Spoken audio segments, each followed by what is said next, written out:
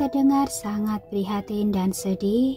Dia tak bisa membayangkan perlakuan apa yang sudah diterima oleh Ben selama ditawan oleh para serigala itu. Mereka melompat ke sini, dari satu atap bangunan ke atap bangunan yang lain, dari yang paling rendah sampai yang tinggi, seperti menapaki anak tangga. Itu bukan hal yang sulit bagi tubuh serigala mereka yang sangat lincah, tapi ini akan menjadi masalah untuk kita, ujar Ben. Rin membasahi bibirnya dengan gelisah. Jika saja itu Jess, dia pasti sudah merentangkan sayap dan membawa kami terbang ke bawah, pikirnya. Sekali lagi Rin menggeleng. Sekarang dia bersama dengan Ben, dan Rin tidak tahu apakah Jess masih bisa dipercaya saat ini.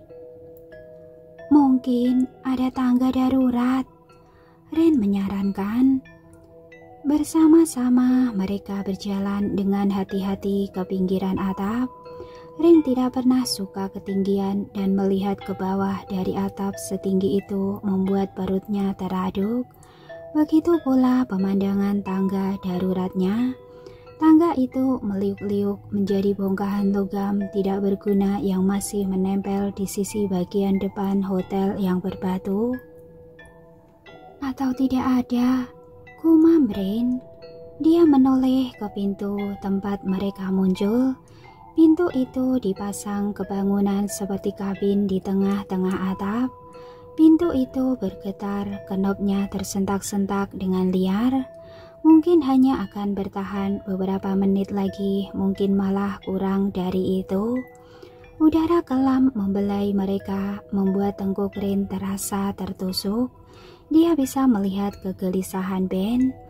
Rin yang jadi punya harapan yang menyimpang dari kondisi saat ini, yaitu munculnya kereta kuda terbang yang biasa digunakan Randall.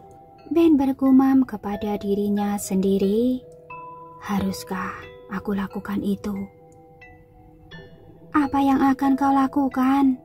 Tanya Rin. Sesuatu mulai mewujud di dalam benak Rin. Sebuah bayang-bayang gelap berdansa di balik kelopak matanya.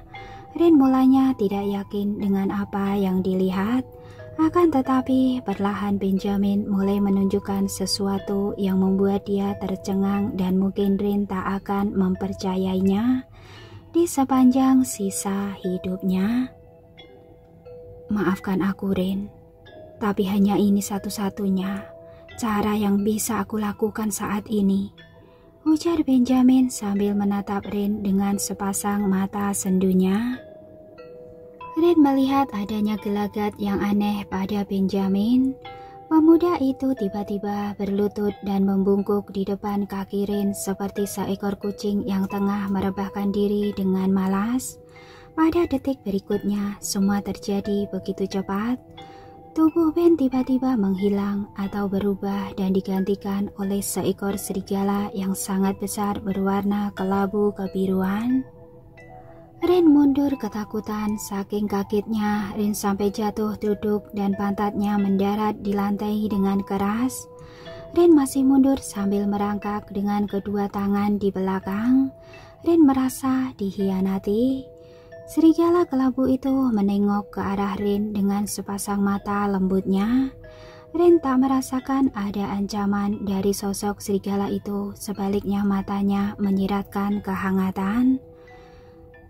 Sesuatu bukan, tetapi suara Benjamin seolah-olah berbicara kepada Rin melalui kepalanya. Jangan takut, ini aku tak akan menyakitimu Rin. Naiklah ke punggungku, dan kita akan melompat dari sini. Rin menggeleng-gelengkan kepala, berusaha mengusir suara-suara itu dari benaknya. Seberapa keras dia meyakinkan diri bahwa semua itu hanya ilusi, tetapi serigala itu benar-benar ada di depan matanya. Serigala itu mendekatkan moncongnya pada Rin. Gadis itu mulai mengulurkan tangan untuk mengelus bulu-bulunya yang sangat lembut. Awalnya ragu-ragu, akhirnya dia percaya dan merasa aman. "Naiklah, sekarang," ujar Ben di dalam kepala Rin. "Kita tak ada waktu sebelum mereka benar-benar mampu menjebol pintu itu." Suara-suara berisik yang berusaha menjebol pintu terus berderit di belakang mereka. Rin harus berpikir cepat atau bahkan dia tak berpikir sama sekali saat ini. Tiba-tiba dia berdiri dan mulai naik ke punggung serigala besar itu. "Rebahkan tubuhmu ke depan dan peluklah leherku dengan sangat kuat. Aku tidak ingin kau terlempar ketika kita melompat," ujar Benjamin seolah-olah mengiang keras di kepala Rin. Tapi Rin ragu-ragu. "Tenanglah, aku tidak akan menyakitimu. Bulu dan tubuhku lebih kuat dari yang kau bayangkan." Gadis itu melakukan apapun yang diperintahkan oleh serigala kelabu itu. Ketika Rin memeluk bulu-bulu lebat di sekitar leher serigala, dia merasakan ada beberapa bagian bulu yang terasa kaku, tapi Rin masih bisa menerimanya. Rin benar-benar memeluk leher serigala itu. Dia merasakan kehangatan dan denyut jantung yang mengalir di tubuhnya melalui punggung serigala. Makhluk berbulu itu begitu hidup dan nyata. "Bersiaplah, kita melompat sekarang," ujar serigala itu tiba-tiba. Kaki depannya terangkat dan Rin menjerit ketakutan. Rin hampir terlempar, tapi dia segera menjilangkan tangan dan kakinya memeluk kuat tubuh serigala. Rin merasa angin dingin berembus menerpa wajahnya. Dia melirik dan melihat cahaya matahari pagi mulai bersinar menerangi mereka di timur. Ketika tubuh Rin melompat dan meliuk serta menghentak-hentak mengikuti arah gerakan serigala, di ujung matanya Rin melihat pemandangan fajar yang sangat indah. Kota yang sebelumnya diselimuti kegelapan kini mulai disinari cahaya matahari pagi yang hangat. Begitu indah dan gemerlapan seperti emas yang ditaburkan di permukaan pasir hitam. Rin sempat menoleh ke belakang ketika pintu atap meledak terbuka dengan suara engselnya yang hancur dan rusak. Para serigala meruah dari lubang itu. Mereka berlari melintasi atap langsung ke arah Ben dan Rin yang mencoba kabur. Di atas para serigala yang berjubel keluar itu, terbanglah para pasukan kegelapan yang berusaha menghalau para serigala. Suara jeritan mereka yang khas pemangsa memenuhi fajar. Rin merasakan nafas Benjamin yang memompa dengan cepat. Perut gadis itu jadi terhempas ke tulang belakangnya ketika mereka meluncur ke salah satu atap bangunan yang lebih rendah. Rin memegang bulu di sekitar leher serigala itu dengan tegang. Mereka melaju dengan keempat kaki serigala yang begitu cepat dan menggelincir di sepanjang atap-atap bangunan. Para serigala lain di belakang mereka terpencar dan mendeking saat melompat ke samping. Mereka semua juga berusaha menyusul Rin yang terus berlari bersama dengan Benjamin. "Mereka tak mudah menyerah rupanya," ujar Ben. "Kita sudah menjauh." Mereka meninggalkan gedung plaza, sudah tak terlihat lagi kawanan serigala pun demikian pasukan kegelapan. Rin seharusnya merasa lega karena sudah berhasil keluar dari musibah. Akan tetapi dia malah merasa sedih. Rin sama sekali tak melihat penampakan Jess di atap plaza.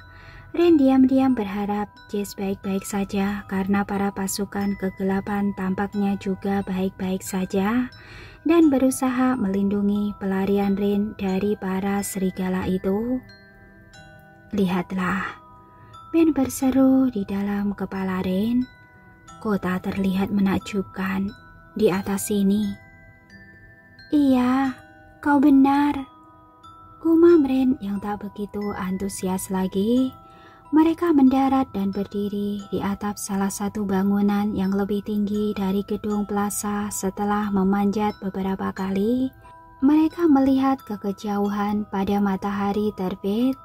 Ren masih duduk di atas punggung serigala itu. Mereka berdua terpaku dalam diam menatap cahaya kekuningan yang mulai menerangi bumi. Sesaat Ren merasa bumi terayun dengan pusing di bawahnya dan menjadi pemandangan kabur berisi bayangan dan cahaya. Mereka kembali melompat dan berlari ke timur menjauh dari taman menuju ke tiang penyangga jembatan tol. Di bawah mereka jalanan mengular di pinggiran kota. Kehidupan mulai ramai di bawah sana. Tangan Ren mati rasa dan dadanya serasa tertekan dengan keras. Ren juga belum pernah melompat dan mengendarai serigala di atas bangunan-bangunan kota. Ruang kosong yang luas di antara dia dengan tanah membuatnya takut. Menunggangi serigala di udara sangat berbeda dengan terbang dipeluk oleh lengan Jess. Ren menutup mata saat mereka melaju. "Kau baik-baik saja?" Ben berseru saat mulai menurun dan mencoba meraih permukaan tanah. Tiba-tiba Ren melompat turun dari punggung serigala besar itu begitu tiba di sebuah tempat parkir yang kosong. Ben kembali merubah ke wujudnya seorang pemuda tampan seperti Ren kenal selama ini. Ren masih diam saja dan hanya mencengkeram ujung bajunya dengan lebih erat. "Ren." Ben memanggil Ren. "Kau baik-baik saja?" Pemuda itu mengulurkan tangan untuk menyentuh Ren, tapi gadis itu mengelak dan mundur selangkah. Ren menggeleng. Tiba-tiba matanya terbelalak, tiupan angin berembus bersama detak jantungnya sendiri dan sesuatu menyadarkannya. "Kau berdarah, Ben." Gadis itu langsung maju dan meraba-raba dada Ben. Dia tak menyadari sebelumnya sampai matahari benar-benar menerangi mereka. "Itu darah." Wajahnya terasa seperti dipukul oleh kesadaran.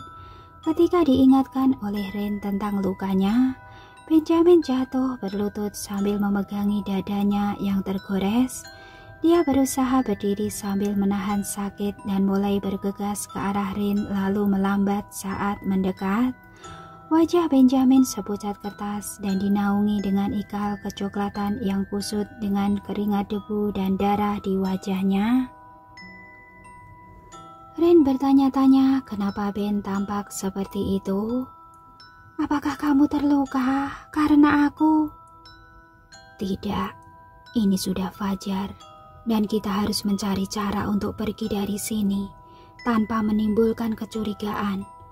Karena aku tak mungkin terus mengubah wujud menjadi serigala sambil membawamu di punggungku pergi dan berlarian di pusat kota."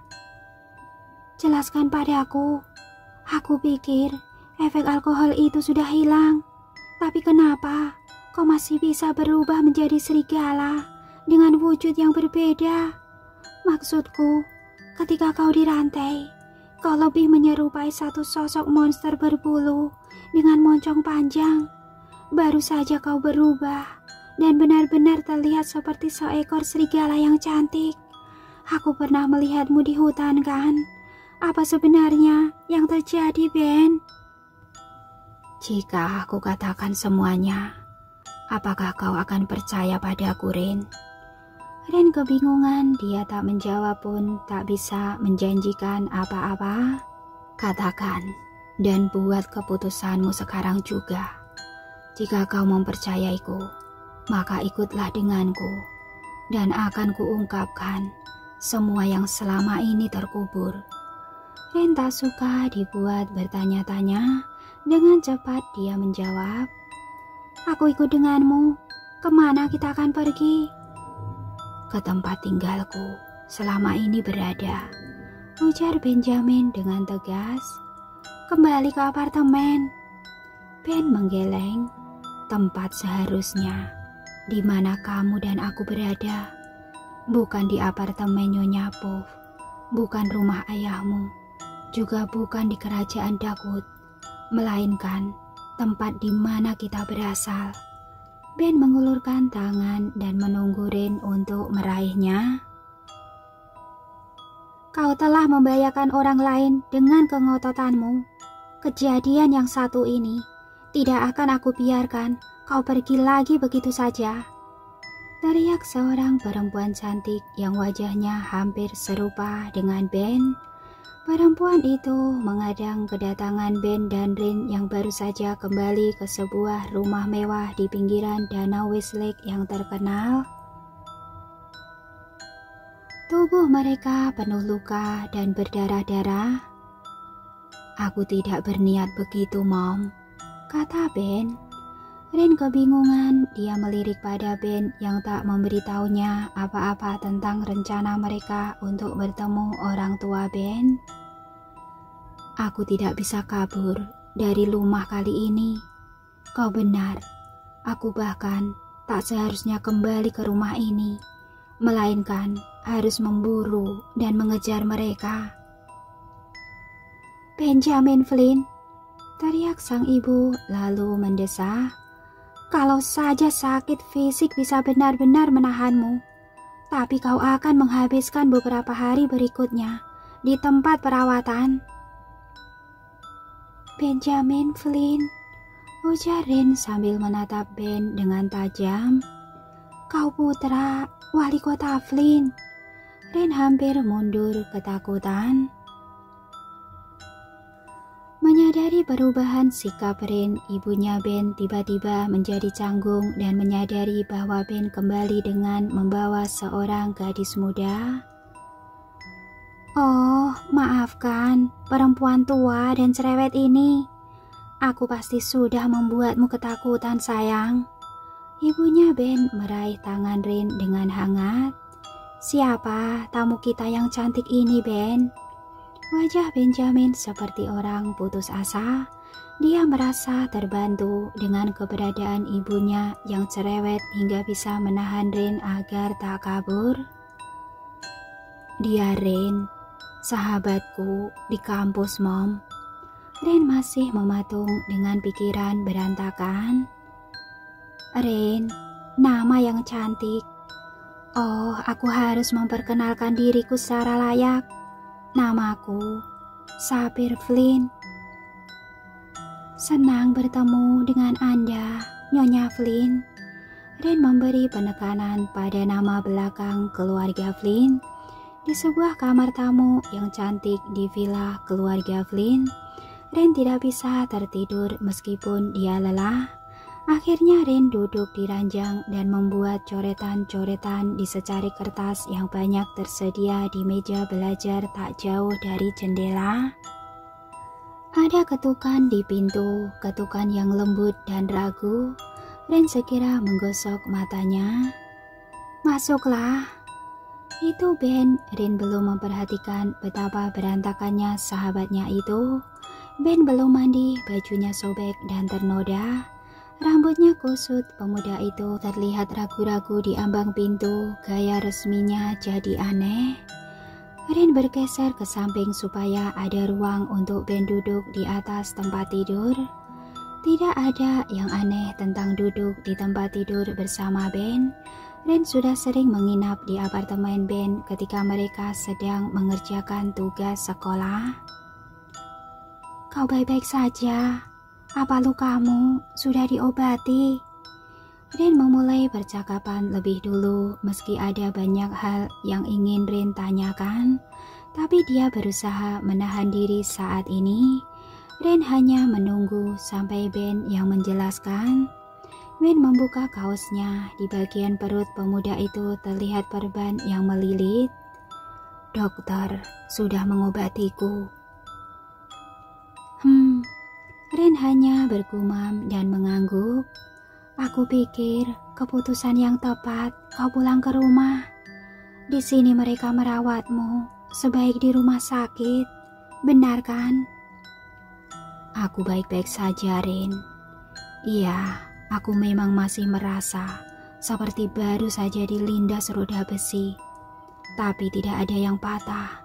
Ini hanya luka akibat cakar-cakar serigala itu. Ben berbalik ke kanan untuk menatap Rin. Mata Ben dilingkari bulu mata yang digila-gilai perempuan tapi tidak dipedulikan laki-laki. Rin, terima kasih. Kau sudah datang untukku. Kau sudah mempertaruhkan semuanya. Jangan. Rin mengangkat sebelah tangan dengan canggung.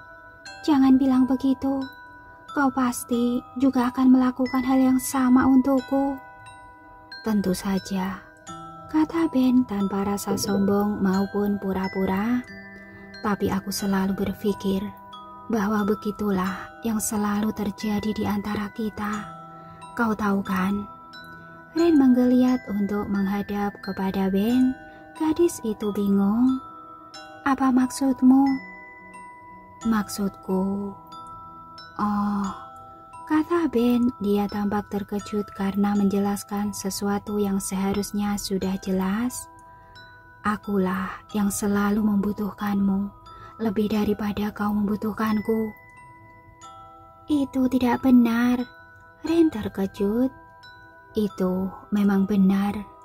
Ben mengatakannya dengan ketenangan yang sama membingungkannya.